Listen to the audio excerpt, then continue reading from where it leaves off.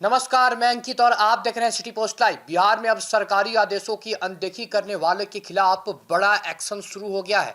जी हां, और इस बार निशाने पर हैं खुद सरकारी अधिकारी। राजस्व एवं भूमि सुधार विभाग ने सख्त रुख अपनाते हुए 69वीं बीपीएससी बैच के 69वें प्रमोशनरी राजस्व अधिकारियों को कारण बताओ नोटिस जारी किया है। इन अधिकारियों पर आरोप है कि उन्होंने सामूहिक अवकाश लेकर न सिर्फ ड्यूटी से दूरी बनाई, बल्कि सरकारी कार्यक्रमों से भी अनधिकृत जो है वो रूप से गायब रहे। सरकार ने साफ शब्दों में कह दिया है कि अगर तय सीमा के भीतर संतोषजनक जवाब नहीं मिला तो इन अधिकारियों को सीधा सेवा से बर्खास्त कर दिया जाएगा। इस बड़े फैसले के बाद पूरे प्रशासन महकमे में हड़कंप मच गया है।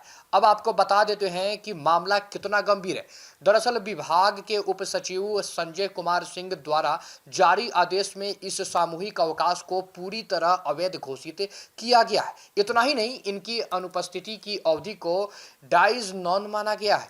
यानी साफ शब्दों में समझे तो यह समय उनकी नौकरी की सेवा अवधि को जो है उसमें गिना ही नहीं जाएगा। जी हां, आरोप यह भी है कि चेतावनी के बावजूद ये अधिकारी 25 मार्च 2026 तक अपने पदों पर वापस नहीं लौटे, जो बिहार सरकारी सेवक आचरण नियमावली 1976 के नियम 3A का सीधा उल्लंघन है।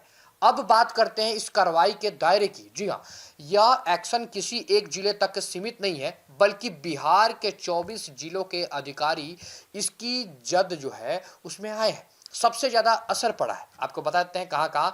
गया की में 8 अधिकारी, रोहतास में 7 अधिकारी, वहीं मधुबनी में 5 अधिकारी। इसके अलावा बक्सर, बेगूसराय, कटिहार, मधेपुरा, पूर्वी चंपारण, वैशाली और जमुई में 4-4 अधिकारी, जबकि सिवान, सीतामढ़ी और नालंदा में 3-3 अधिकारियों से जवाब मांगा गया है। पटना समेत कई अन्य जिलों में अधिकारी भी इस कार्रवाई में शामिल है। सरकार ने इन सभी अधिकारियों को 13 अप्रैल 2026 तक का अल्टीमेट दिया है। स्पष्ट चेतावनी है, अगर इस तारीख तक जवाब नहीं मिला तो विभाग यह मान लेगा कि अधिकारियों के पास अपने बचाव में कुछ नहीं है और फिर एक तरफा कार्रवाई करते हुए इन्हें नौकरी से बाहर कर दिया जाएगा।